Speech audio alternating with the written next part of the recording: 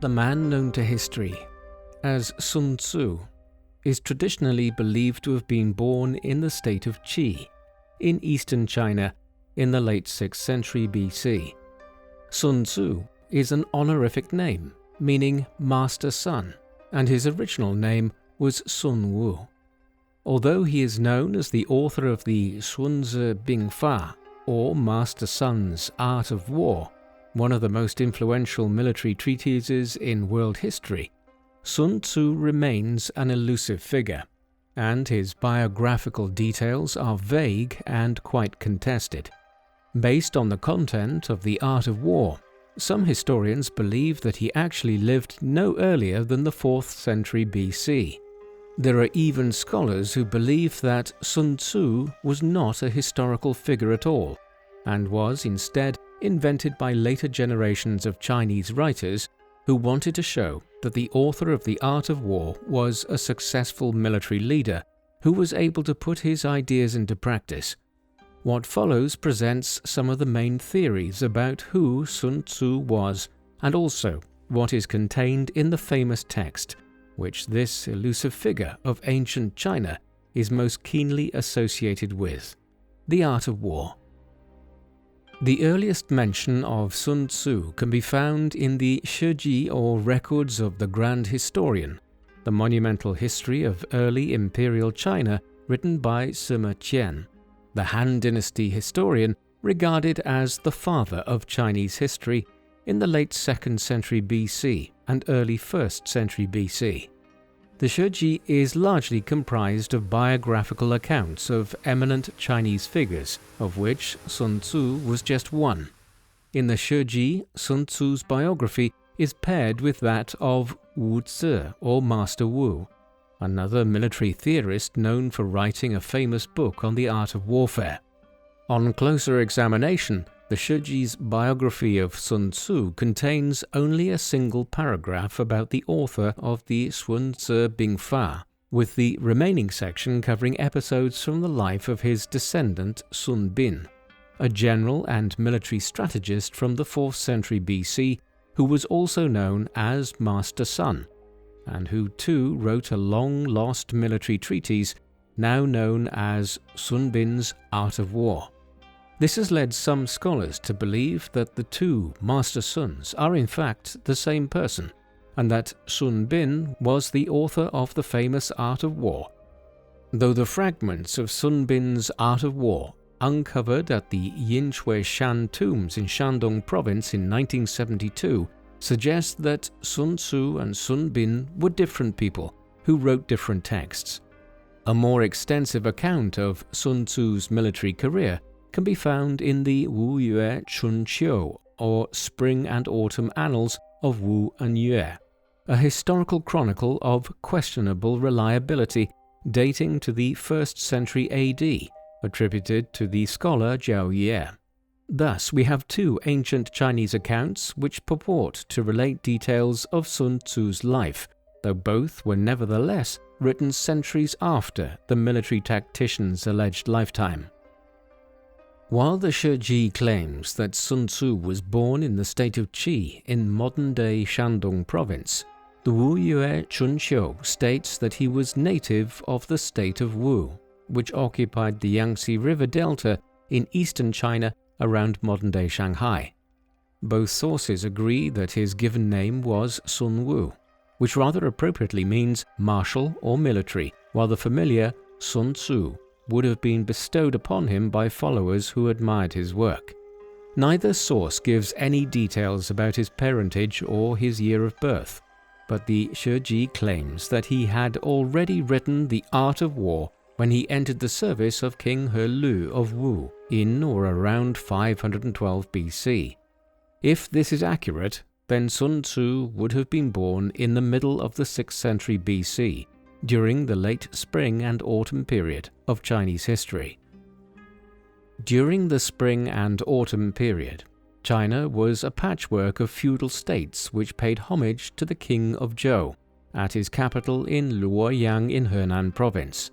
The Zhou had gained control over the central plain of China in the 11th century BC after overthrowing its predecessor, the Shang dynasty. The kings of Zhou had their capital in Fenghao in Shanxi province until the 8th century BC, when they were driven out by the Quanrong barbarians from the west and northwest in 770 BC. The surviving members of the royal family relocated the capital to Luoyang, marking the beginning of the later or Eastern Zhou dynasty. The Eastern Zhou is further subdivided into the Spring and Autumn period between the 8th and 5th centuries BC, and the Warring States period between the 5th and 3rd centuries BC. The Eastern Zhou was characterized by weakened central authority and the emergence of de facto independent states that nominally acknowledged the sovereignty of the king of Luoyang. Many of these feudal states had been founded in the 11th century by Zhou princes and influential generals and statesmen who were granted dukedoms throughout the Central Plain in recognition for their contribution to the founding of the dynasty.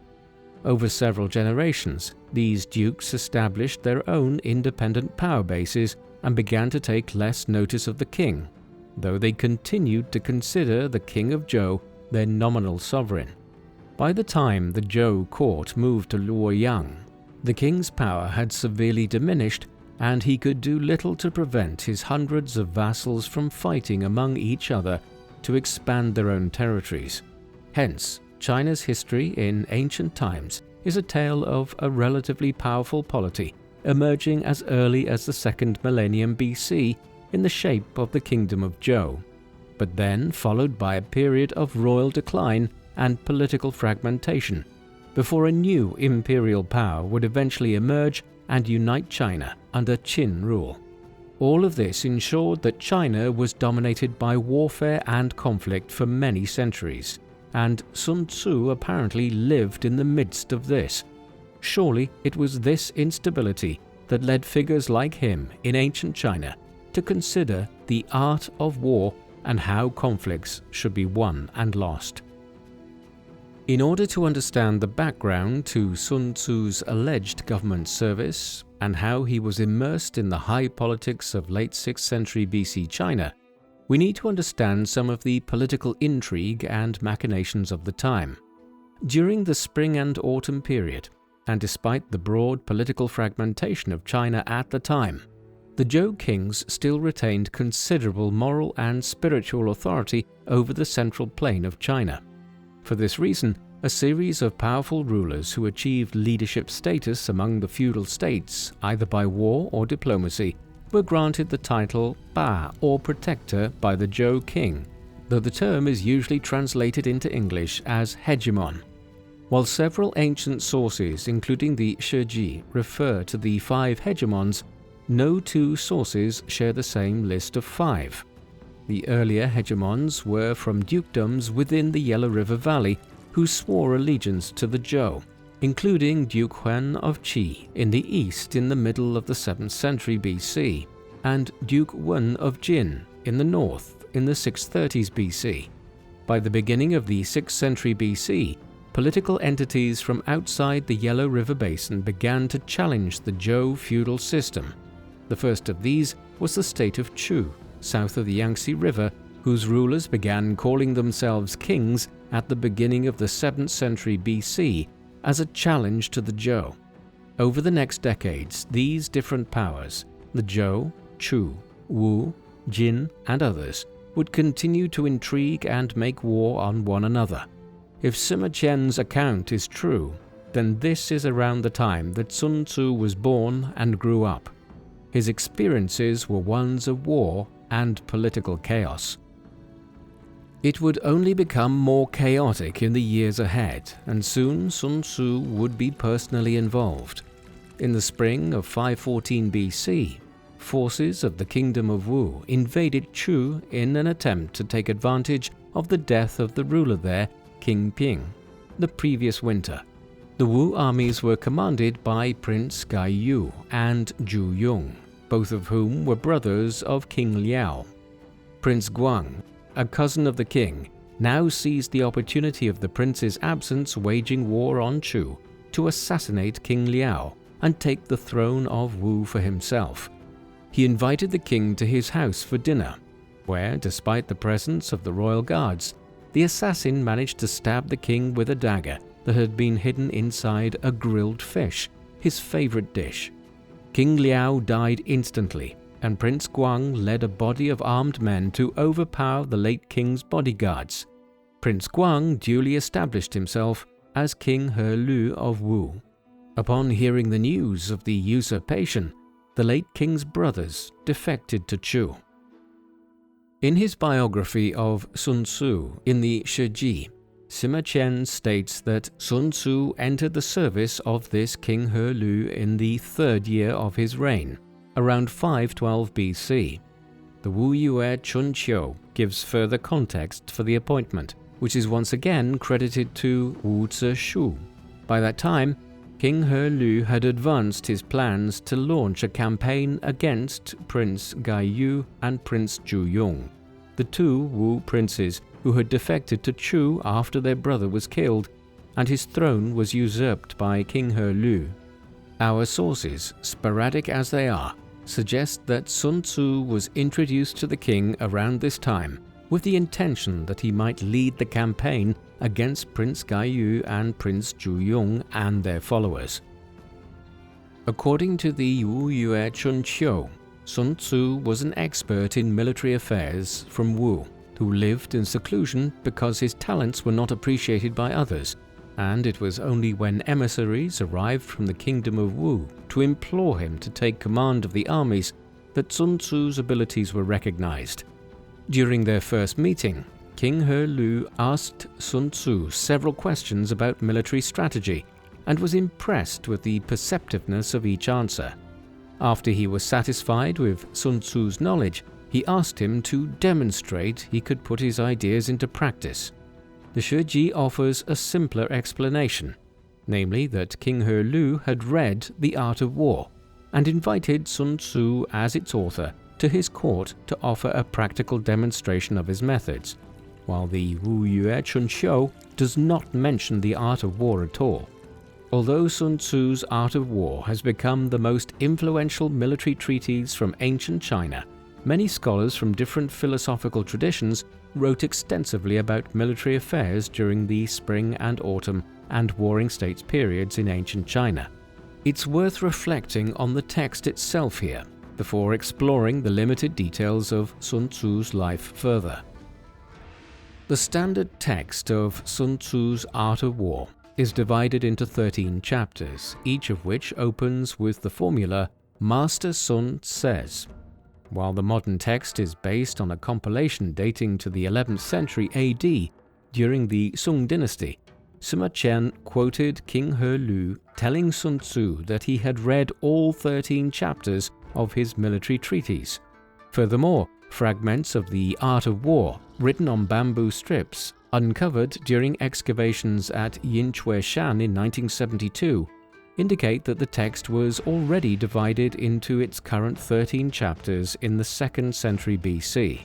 Although there are a few references to specific wars, such as the rivalry between Wu and Yue or the exploits of the legendary Yellow Emperor, the content of the Art of War primarily consists of high-level principles that a military commander ought to follow if he is to achieve success in war. As such, there is a frustrating lack of internal evidence within the text itself, which would allow us to accurately date it or that could make clear when Sun Tzu was writing and what experiences he was drawing upon. The book opens with a statement concerning the importance of warfare. In modern translation, this reads, "War is a vital matter of state. It is the field on which life or death is determined and the road that leads to either survival or ruin, and must be examined with the greatest care." The first chapter then goes on to list a set of 5 criteria to determine the chances of victory for each side. The first is the Dao, or the way, referring to the ability of a military leader to persuade his subordinates that his cause is just. The second is climate, pertaining to weather conditions and changing seasons. The third is terrain and how it facilitates or restricts the deployment of troops or the supply lines for the army. The fourth is command, relating to how a leader can motivate and discipline the troops. And the fifth is regulation, referring to the organization of the army, its logistics and lines of communication, and the structure of the chain of command. Sun Tzu argues that by assessing each of these factors, it is possible to provide an assessment of the likelihood of victory before the start of a campaign. In the second and third chapters, Sun Tzu discusses the conduct and planning of campaigns. He places great importance on the need to keep the army well supplied on campaign, advising that it is best to keep campaigns brief so that the army does not run out of supplies, adding that it is better to fight on foreign territory and live off the land than to rely on long supply lines. In Chapter 3, Sun Tzu goes even further, famously stating that it is best for a commander to achieve victory over the enemy without fighting at all. Accordingly, a state's best options are to undermine the enemy's strategy and its diplomacy, and only resort to employing military force when there is no other choice. While Sun Tzu's emphasis on avoiding war has become one of his most influential concepts outlined in The Art of War, he did recognize that there are times when the state has no choice but to mobilize its armies and fight. Sun Tzu goes on to offer several rules of thumb for how to deal with the enemy, depending on the size of each army, also stressing the importance of knowing the enemy's strengths and weaknesses and acting accordingly in line with these. In chapters 4 to 6, Sun Tzu discusses how a commander can recognize and exploit strategic positions and formations, and how to maneuver to gain strategic advantages from the enemy, forcing them to either fight a battle against the odds or to abandon their campaign entirely. Chapter 7 is about confronting the enemy in action and ensuring that enemy troops are in a poor state to fight, while Chapter 8 deals with adapting to changing circumstances and being prepared for contingencies. Chapters 9 to 11 concern the deployment of troops and the use of terrain. Chapter 12 covers the use of incendiary weapons, and Chapter 13 is on the handling of spies. Whether at the strategic, operational, or tactical level, Sun Tzu throughout emphasizes how to wrong-foot one's enemy or enemies through deception. While the core text of The Art of War consists of these 13 chapters, the Yingchueshan excavations of 1972 uncovered fragments of 5 hitherto unknown chapters, which could have comprised a set of outer chapters that expanded on the core text. These chapters were written out on bamboo slips and were found in a Han Dynasty tomb. They may have been written by Sun Tzu himself or later writers to offer greater clarity to the original text. The 5 chapters in question are structured as dialogues between Sun Tzu and the King of Wu. Sun Tzu's first interview with the King of Wu sets the scene for one of the most famous anecdotes in Chinese history, mentioned in both the Shiji and Wu Yue Chun Xiu. At King Helü's request, Sun Tzu used the palace women to demonstrate his methods for training and drilling an army in front of the king. The Shiji states that 180 women were summoned for the demonstration, while the Wu Yue Chun Xiu gives a figure of 300. After the women were equipped with helmets, armor, swords, and shields, the group was divided into 2 companies, each commanded by one of the king's favorite concubines. Sun Tzu began by beating the drum signals for advance, right turn, left turn, and retreat, repeating the demonstration several times to ensure that the instructions were understood. However, when Sun Tzu beat the signal for right turn, the women collapsed into laughter. Recognizing that his instructions may not have been clear enough, Sun Tzu clarified them and once again repeated them several times. When he beat the signal for left turn, the women still responded with hysterical laughter. The infuriated general then explained that while the failure to follow orders on the first occasion may have been down to the general's commands, now that the orders were clear, it was the soldiers and officers who were at fault. Sun Tzu then gave orders to execute the 2 company leaders. An alarmed King Helü, who was watching proceedings from a terrace, climbed down and begged Sun Tzu not to carry out the execution, telling him that if the two women were killed, he would be so distraught that his food would become tasteless. Sun Tzu told the king that he had been appointed general, and while leading an army on campaign, the general had full military authority and was not bound to follow the king's orders on military matters. The two women were duly executed and replaced as company commanders by two others. When Sun Tzu beat the drum on this occasion, the women executed their orders to perfection, without turning their heads or making any sounds, marching left and right, advancing and retreating in perfect order. Sun Tzu invited the king to inspect the army, informing him that it was now ready for war and could march through fire and water on his commands. The grieving king replied that he had no interest in inspecting the troops and advised Sun Tzu to retire to his quarters. At this, the general admonished the king for only praising military strategies on paper, but being unwilling to put them into practice. The story was intended to show how Sun Tzu's precepts needed to be put into practice fully, not just viewed as theories, even when the implications were brutal. According to the Shiji, this rebuke persuaded King Helü that Sun Tzu was truly an expert in military affairs, though the Wu Yue Chunqiu once again claims that another official intervened and told the king that he could not expect to achieve his ambitions of becoming hegemon without employing Sun Tzu to lead the armies. Thus, Sun Tzu was picked to lead the campaign against Chu. The ensuing campaign was enormously successful, and the Wu army killed the exiled princes Gai Yu and Zhu Yong in battle. It was just the first of many campaigns which Sun Tzu allegedly led on behalf of the king. In 511 BC, he led another invasion of Chu and conquered two cities. The following year, Wu invaded Yue on the pretext that the latter did not join Wu in its campaigns against Chu. The Wu armies were victorious and captured Suili in modern Zhejiang province.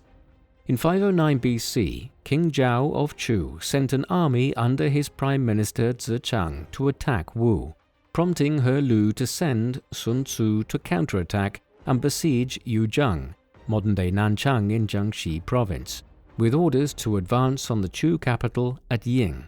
While the Wu army successfully captured Yuzhang, the Wu commanders once again stopped short of attacking the Chu capital. 3 years later, in 506 BC, Helü once again suggested a campaign targeting the Chu capital and asked Sun Tzu for advice. He argued that it was too risky for the kingdom of Wu to launch such a campaign on its own, and suggested seeking alliances with the states of Tang and Tsai. After the alliance was formed, the coalition army assembled at Yuzhang and defeated Zechang in 3 battles on the eastern bank of the Han River. In late 506 BC, the opposing armies met once again at the Battle of Boju. The king's brother, Prince Fu Gai, proposed attacking the enemy straight away, arguing that Zechang was a poor leader and his soldiers would not be willing to fight hard for him. Although the king denied Fu Gai's request, the latter disobeyed orders and led a column of 5,000 men to attack Zechang's division, routing them and forcing their commander to escape to the state of Zheng in central China. The Wu army took advantage of the chaos in the Chu camp to launch a pursuit, surprising the Chu army while they were eating. The Wu army went on to win another battle at Yongxi near the city of Jingshan in Hubei province, opening the road to Ying. By the time the Wu armies reached the city, King Zhao of Chu had already fled from his capital. In the aftermath of the clash, the Wu commanders, including Sun Tzu, also carried away the wives of the senior Chu generals as a further humiliation. Wu's victory over Chu in the Boju campaign helped King Helü establish himself as the unofficial hegemon over the states of the Central Plain. However, the desecration of King Ping's tomb during the campaign prompted a Chu official named Shun Baoshu to request an alliance from the powerful state of Qin in the west to attack Wu. Despite some initial reservations, the ruler of Qin agreed to the alliance, as Qin foreign policy looked to Chu as a counterweight against Jin, its rival in northern China. In 505 BC, while Qin was preparing to send an army to invade Wu, the king of Yue took advantage of the fact that most of the Wu army was occupying Chu and launched a surprise attack. Not long after, Qin forces joined up with the Chu army and defeated Fu Gai in battle, compelling him to return to Wu. The Qin then attacked He Lu's main army, while a Chu detachment conquered Wu's ally, the state of Tang. A couple of months later, with King He Lu still fighting the Qin and Chu armies, Fu Gai usurped the throne and proclaimed himself the king. He Lu was compelled to return to Gusu and retake the throne, forcing Fu Gai to seek refuge with Chu. Although Sun Tzu and his fellow commanders remained in Chu and managed to defeat the Chu army, they were defeated in turn by the Qin. After discussing the issue among themselves, the Wu commanders decided to abandon the campaign and return home, enabling the king of Chu to return to his capital. The kingdom of Wu appears to have recovered quickly following the defeat to Qin. 2 years later, a Wu army commanded by Prince Fu Chai, He Lu's son and heir, invaded Chu and once again occupied Ying, forcing King Zhao to flee his capital once again. Fu Chai's victory enabled He Lu to maintain his hegemony for the remainder of his reign. In 496 BC, King He Lu invaded Yue, but was mortally wounded during the campaign and was succeeded by Fu Chai.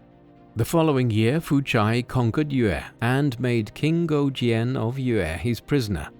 Fu Chai's success sowed the seeds of his undoing, as Gojian pretended to declare his allegiance to Fu Chai and won his trust, enabling him to return home to Yue after 3 years in captivity. In the meantime, Yue paid the Wu general Bo Pi a large bribe, and the latter advised his king to end his campaign against Yue and turn his attention north towards the state of Qi. Neither the Shiji nor the Wu Yue Chunqiu mentioned Sun Tzu during King Fu Chai's reign, although a brief remark in Sun Tzu's biography in the Shiji credits him with the strategies that led to the victories over Qi and Jin, without indicating that he was present in those campaigns. The author of the famous The Art of War, therefore, disappears from history without a trace at the end of King He Lu's reign. Despite Sima Qian's reference to Sun Tzu's contributions to the strategy that led to Fu Chai's short-lived hegemony, the implication is that Wu would not have fallen to Yue had Sun Tzu still been around. Since Sun Tzu is commonly mentioned alongside Wu Zishu in both the Wu Yue Chunqiu and Shiji, it is possible that he was either purged alongside his colleague, or he left the Wu court and retreated back into obscurity in protest at Fu Chai's tendency to listen to bad advisors and execute good advisors. In any case, the sources are silent about how and when Sun Tzu died. The biographical details of Sun Tzu from the Shiji and the Wu Yue Chunqiu are regrettably brief, but this is the best picture available of Sun Tzu from the earliest Chinese sources. He was either born in Qi or Wu around the mid-6th century BC. He was invited to the Wu court in around 512 BC, either on the recommendation of Wu Zishu or because the ambitious King He Lu had been impressed by his military treatise. After demonstrating the effectiveness of his disciplinary methods with the palace women, Sun Tzu entered He Lu's service. During the spring and autumn period, there were no specific military ranks, and high officials often served concurrently in civil and military roles, so Sun Tzu's role in King He Lu's establishment is unclear. Sima Qian states that he served as Jiang, a term that means general or commander, rather than military advisor or strategist, but such appointments were not permanent and typically held for a single campaign or war. His presence on the field of battle is implied in several of Helu's campaigns against Chu, in particular the Boju campaign and the occupation of Ying in 506 BC. While the methods of training and organization that Sun Tzu introduced to the Wu army may have contributed to Wu's continued military success in the early part of Fuchai's reign, Sun Tzu himself appears to have left the scene by this point. The details of Sun Tzu's life are frustratingly unclear in places, but there is no doubt that the art of war reflected the experiences of a veteran commander of the kind which Sun Tzu appears to have become in service to the kingdom of Wu during these events between 512 BC and 506 BC. Every stage of leadership and warcraft is laid out in a text which, in most modern editions, comes in at about 10,000 words. For instance, Sun Tzu recognized that preparation was the key to victory in all instances. He who managed the terrain best, prepared his forces well, and ensured that everything was meticulously prepared for, would always stand the best chance of victory. The varied landscape of China that Sun Tzu would have campaigned through in service to the kingdom of Wu is reflected in his discussion of the different types of terrain. Equally, the tortuous politics of the warring Chinese kingdoms and states in the 6th and 5th centuries BC is reflected in his perennial statements about the necessity of gathering lots of intelligence and maintaining a corps of spies to do so. The art of war is a product of its time, yet Sun Tzu left the text vague and unspecific enough that its precepts could be applied widely, not just to ancient China, but any state or region, and not just to warfare, but to any sphere of activity which requires shrewd leadership and careful planning in order to achieve victory. The patchy details about Sun Tzu's life have inspired a scholarly debate about whether the Sun Tzu of the Shiji and the Wu Yue Chunqiu was a real historical figure or a person invented by later generations, as both the author of The Art of War and one of the contributors to the Kingdom of Wu's ascendancy in the late Warring States period. One of the main arguments that Sun Tzu was not a historical figure is that he is first mentioned in Sima Qian's work more than 4 centuries after he is said to have lived. As Sima Qian is usually considered a reliable historian, it is possible that he used earlier sources about the life of Sun Tzu which are now lost. It is not uncommon for biographical details of Chinese historical figures from this period to be incomplete. Furthermore, the biographies in the Shiji are not intended to be detailed accounts of individuals from birth to death. Sima Qian instead chose a few episodes from an individual's life to illustrate their character and moral values, although it is unlikely that Sima Qian would have only chosen a single anecdote from Sun Tzu's life if others were available. Interpretations of Sun Tzu's biographical details are further complicated by the actions of some ancient Chinese rulers. For instance, in 213 BC, Qin Shi Huang, the first emperor of China, infamously ordered the destruction of many classic Chinese texts that challenged the legalist doctrines he was trying to introduce at the time across China. While copies of The Art of War were retained by the Imperial Library, these were destroyed when the rebel leader Xiang Yu sacked the Qing capital of Xianyang in 208 BC following the first emperor's death. These developments were deeply lamented by Sima Qian and undermined his efforts to write a comprehensive history. Nevertheless, Sun Tzu skeptics point out that the Zuozhuan, an influential set of commentaries to the Spring and Autumn Annals dating to the mid-4th century BC, has a lengthy description of some of the campaigns which King Helü oversaw in the late 6th century BC, but does not mention Sun Tzu or Sun Wu at all. Another common argument deployed against Sima Qian's Sun Wu or Sun Tzu is that the text of The Art of War refers to several developments in military organization and technology that did not take place until the Warring States era. While the art of war refers to armies of 100,000 men, it is unlikely that armies of this size could be deployed by the states of the spring and autumn period. For these reasons, the American general Samuel B. Griffith, who translated Sun Tzu's The Art of War in 1963, rejected Sima Qian's depiction of Sun Wu or Sun Tzu and argued that the text dates from the 4th century BC. The American historian Mark Edward Lewis suggests in the Cambridge History of Ancient China that the biography of Sun Tzu that appears in the Shiji, namely the anecdote about training the palace women, is a parable that underlines the essential principles of military command in Chinese warfare, and that the identity of any single individual historical figure behind the writing of The Art of War is, quote, lost beyond recovery. This is not to say that Sima Qian's Sun Tzu was invented out of thin air, as the bamboo strips at the Yinshui Shan tombs indicate that a tradition associated Sun Tzu with the kingdom of Wu existed prior to Sima Qian, although the 5 dialogues with the king of Wu refer to the collapse of Jin, 100 years after Sima Qian's chronology. It may be possible to consider the Sun Tzu of the Shiji and the Wu Yue Chunqiu as a composite figure based on the lives of other documented historical figures.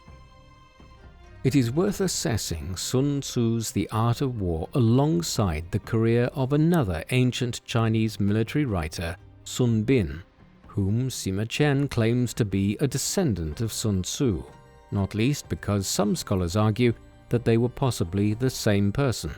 While Sun Bin's life is better documented, there are still several gaps in his biography. He was born in the 4th century BC in the middle of the Warring States period, and came from an old aristocratic family in the state of Qi, which Sima Qian also claims as Sun Tzu's native state. His birth name is unknown, and he acquired the nickname Bin to describe a physical deformity that was inflicted on him later in life. As a young man, Sun Bin studied with the Taoist sage Gui Guzi and was recognized as an outstanding student. He was given no such recognition by the authorities in his native Qi state, and he was compelled to seek employment at the rival state of Wei, one of the 3 states that emerged after the collapse of Jin in 403 BC. Following his arrival in Wei, Sun Bin had an interview with the Wei commander Pang Juan, who had studied alongside him. When Pang Juan quickly realized that the new arrival's knowledge of military strategy was far superior to his own and was afraid that he might be replaced as commander of the Wei army, he falsely implicated him in a crime which resulted in Sun Bin having his kneecaps removed, permanently crippling him. After seeking assistance from a Qi diplomat who recognized his military genius, Sun Bin managed to escape captivity and return to Qi. After returning to his homeland, Sun Bin was presented at court and won the admiration of both King Wei and his general Tianzhi. The king offered Sun Bin the supreme command, but the latter declined due to his disability and was instead appointed military advisor and deputy commander to Tianzhi. In 354 BC, a Wei army led by Pang Juan attacked the state of Zhao and laid siege to its capital of Handan. Zhao was Qi's ally, but rather than march to Handan to relieve the siege, Sun Bin proposed an invasion of Wei to rescue Zhao, which may have been part of a cynical move to exhaust both parties to prevent them from reuniting the former Jin territories. Although the Qi forces were outnumbered, Sun Bin divided his army into 3 detachments. He sent the first into the midst of the enemy troops, where they were promptly massacred. Having given Pang Juan the impression that he had no clue what he was doing, Sun Bin sent a detachment of light troops to the important Wei city of Daliang. An overconfident Pang Juan left his heavy infantry behind at Handan and hurried to deal with the threat, stringing out his army in the process. With the 3rd detachment, Sun Bin established a fortified position at Guiling on the road between Handan and Dalian. When Pang Juan blundered into the trap, the Qi army sallied out and routed the enemy, capturing the Wei commander in the process. Pang Juan was eventually allowed to return to Wei and resume command of the army, and in 341 BC he invaded the small state of Han in central China. In response to Han's pleas for aid, Qi adopted the same strategy as the Guiling campaign, and Sun Bin and Tianjie marched on Dalian. According to Sima Qian, Sun Bin gave the impression that the Qi army was falling apart by ordering the men to light 100,000 campfires on the first night, 50,000 on the second night, and 30,000 on the third. Pang Juan repeated his mistake of 13 years earlier and hurried from Han to confront the Qi force. Sun Bin laid an ambush at the narrow valley of Ma Ling, where he expected Pang Juan to arrive at dusk. After hiding 10,000 crossbow men on both sides of the road with orders to shoot once they saw a light, Sun Bin carved a message onto a nearby tree and awaited the enemy. As Sun Bin had predicted, Pang Juan arrived as darkness fell and noticed strange markings on the tree trunk. He lit a torch to take a closer look, and while he read the words, "Pang Juan will die under this tree," 10,000 crossbow bolts flew towards him. Although he somehow survived the initial barrage, Pang Juan saw he was completely surrounded and cut his throat to avoid falling into captivity again. Sun Bin's and Tianjie's victories enabled Qi to become the leading power in eastern China, but the weakening of Zhao, Wei, and Han strengthened Qin in the west, eventually leading to the Qin conquest and unification of China in the late 3rd century BC. Like his reputed ancestor Sun Tzu, Sun Bin was known in antiquity for writing a military treatise called The Art of War, which ran to 89 chapters. While Sun Bin departs from the historical record after the Battle of Ma Ling, the fragments of Sun Bin's Art of War uncovered in 1972 refer to battles fought by Qi armies at the end of the 4th century BC, implying he may have lived up to 40 years after his triumph at Ma Ling. Both his text and that of Sun Tzu are clearly part of the same tradition of military thought, placing emphasis on identifying and exploiting the enemy's weaknesses, using deception and espionage to undermine the enemy on and off the battlefield, and achieving quick victories on campaign. Compared to Sun Tzu, Sun Bin is much better documented as a historical figure, and there has been a debate about whether Sun Bin was even responsible for writing the 13-chapter Art of War attributed to Sun Tzu. The rediscovery of part of the Sun Bin Art of War at Yinchui-shan undermines this theory, and the Canadian sinologist Roger Ames notes that ancient Chinese authors distinguish between 2 Master Suns, and that the 2 military treatises by Sun Tzu and Sun Bin were different texts. Despite this, the ancient military historian Chris Pears speculates that Sun Bin could have written the Sun Tzu Bing Fa, outlining the general principles of war, attributing it to a mythical ancestor who came from Qi but served Wu, before writing the lengthier treatise that bears his name as a more practical guide based on his own experiences on campaign.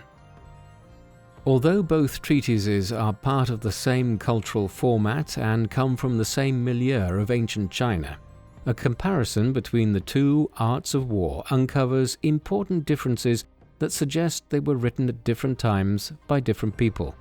One major difference is that while Sun Tzu's Art of War advises against besieging walled cities, Sun Bin considers siege warfare a more legitimate method of waging war and gives advice on how to conduct siege operations. This would seem to indicate that Sun Tzu was writing during an earlier period in history when chariots dominated the battlefield, while by the time of Sun Bin, the development of military technology meant that it was easier for armies to successfully besiege and plunder cities. The American scholar Ralph Sawyer, an expert in Chinese warfare, argues that Sima Qian's Sun Tzu was a real historical figure who was responsible for writing most of the 13 chapters of Sun Tzu's Art of War, but that subsequent editions were made by later generations, which became part of the core text. Roger Ames holds a similar view, but argues that Sun Tzu's teachings might have been passed orally to his followers and descendants, including Sun Bin, who then compiled the text and added their own commentaries. Sun Bin's Art of War may have initially been part of this corpus, before being regarded as an independent text, given Sun Bin's own subsequent reputation as a talented military strategist. While it is unlikely that there will ever be a satisfactory or conclusive answer to the question of the authorship of The Art of War, and just exactly who its author was and how he came to know so much about the nature of military leadership, the influence of the text is undeniable. According to ancient Chinese scholar Roger Ames, several Chinese classics from the 3rd century BC display an intimate knowledge of Sun Tzu's writings. By that time, the study of warfare had become especially important among Chinese scholars and officials serving the 7 major warring states, which were fighting each other for dominance of the Central Plain in the decades prior to the Qin dynasty's rise to imperial power. The eminent legalist scholar of that time, Han Fei, who lived during the mid-3rd century BC, wrote, "Everyone in the realm discusses military affairs, and every family keeps a copy of the Wu Tzu and the Sun Tzu." According to the traditional histories, the first emperor of China, Qin Shi Huang, relied on the art of war when planning his conquest of the warring states. The Shiji's descriptions of the Qin conquests regularly mention battles and campaigns in which Qin armies only managed to achieve victory after prolonged stalemates by sending agents into the enemy capital and undermining the enemy command structure in ways which Sun Tzu had recommended. In spite of his great influence, Sun Tzu's ideas did not fit neatly into the major Chinese philosophical traditions and had many critics. Although his invocation of the Tao, or Way, appears to endorse a Taoist view of the world, his view that warfare is an undeniable fact of life distances himself from the more pacifist Taoists. Confucians criticize Sun Tzu's emphasis on deception and assassination as the key to military victory, while legalists such as Han Fei criticize Sun Tzu's humanitarian instincts and his desire to avoid war. The Han Dynasty cavalry general Huo Chubing, who led devastating raids against the Xiongnu tribal confederation in the northern steppes, dismissed Sun Tzu by saying, quote, "The only thing that matters is how one's own strategies are going to work. There is no need to study the old-fashioned rules of warfare." Nevertheless, the art of war retained its key position in the Chinese literary canon, and the statesman Cao Cao, who conquered northern China at the beginning of the Three Kingdoms period in the 3rd century AD, left behind extensive commentaries on Sun Tzu's work. By the Song dynasty in the 11th century AD, the Sun Tzu Bingfa became one of the 7 military classics, a compilation of 7 texts which became required reading for aspiring army officers in imperial China. More speculatively, Sun Tzu's ideas could also have been familiar to Genghis Khan, even before the Mongol conquest of China in the 13th century. The Mongols certainly used swift maneuver and deception of the kind advocated for by Sun Tzu to great effect in their conquests. Despite the reverence shown to the art of war in China over the following centuries, in the late 17th century, the Qing dynasty Emperor Kangxi echoed Huo Chubing by criticizing Sun Tzu in the following way: "In war, it's experience of action that matters. The so-called 7 military classics are full of nonsense about water and fire, lucky omens and advice on the weather. all at random and contradicting each other. I told my officials once that if you followed these books, you'd never win a battle. Sun Tzu first came to the attention of the Western world in 1772, when the Jesuit missionary Jean-Joseph Marie Amiot published a translation of The Art of War. Napoleon Bonaparte, who trained as an artillery officer at several French military academies in the 1780s, is likely to have read Amiot's translation as a young man. Napoleon's own campaigns reflect several of Sun Tzu's principles, such as taking calculated risks based on an assessment of the enemy's strengths and weaknesses, fighting on enemy territory to shorten supply lines, seeking a quick, decisive confrontation with the enemy on the field of battle rather than resort to long sieges. Napoleon's ability to take advantage of his army's marching speed to surround the unfortunate Austrian general Karl Mack at Ulm in October 1805 encapsulates Sun Tzu's doctrine of exploiting military advantage to defeat the enemy with as little actual engagement as possible. His use of deception a few weeks later at the Battle of Austerlitz, ahead of which he evacuated the high ground, left his right flank deliberately weak and gave the impression to enemy envoys that his army was in no condition to fight, is reminiscent of Sun Bin's campaigns against Pang Juan. The Napoleonic era inspired the two most influential military treatises in the Western canon, Antoine-Henri Jomini's The Art of War and Karl von Clausewitz's On War. Both writers describe a new era of warfare characterized by full mobilization of a state's resources for war, and Clausewitz appears to reject Sun Tzu's desire to, quote, defeat an enemy without too much bloodshed by stating that war is such a dangerous business that the mistakes that come from kindness are the very worst. Nevertheless, Clausewitz's famous observation that war is a continuation of policy by other means is reminiscent of Sun Tzu's declaration that war is an important matter of state and a state can achieve its objectives through both political and military means, though it is still a matter of debate whether Clausewitz had read a translation of Sun Tzu or not. The British soldier and military theorist Basil Liddell Hart, a veteran of the First World War, developed the concept of the indirect approach, arguing that it was more effective to strike indirectly and rapidly at an army's nerve center than to rely on the costly frontal against fortified enemy positions of the Great War. After being introduced to an English translation of The Art of War in 1927, Liddell Hart was astonished to find that many of Sun Tzu's ideas coincided with his own. During the following years, Liddell Hart further developed this indirect approach theory and wrote several influential books on how tanks could be used as a rapid strike force.